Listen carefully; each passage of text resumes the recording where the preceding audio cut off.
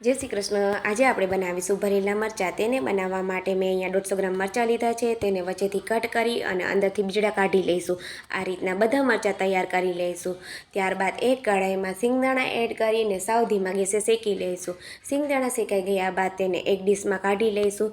ત્યારબાદ તેમાં તલ એડ કરીશું અને તલને પણ શેકી લઈશું અને તલને પણ સિંગદાણા ભેગા કાઢી લઈશું। ત્યારબાદ તેમાં બેસન અને હલ્દી મિક્સ કરી અને તેને શેકી લઈશું। તે સહેજવાર શેકાઈ ગયા બાદ તેમાં મરચાંની ભૂકી, ધાણા જીરું પાવડર, આમચૂર પાવડર, ગરમ મસાલો, મીઠું બધું એડ કરી અને મિક્સ કરી લઈશું અને તેને સહેજવાર શેકી લઈશું।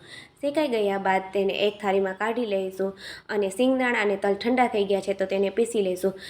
સિંગદાણા અને તલ પીસાઈ ગયા બાદ તેને જેમાં બેસન કાઢ્યું છે તેમાં એડ કરી અને મિક્સ કરી લઈશું। તો તૈયાર છે આપણો મસાલો। આ મસાલો સ્વાદમાં બહુ જ સારો લાગે છે, કોઈ પણ એક્સ્ટ્રા મસાલા વગર પણ।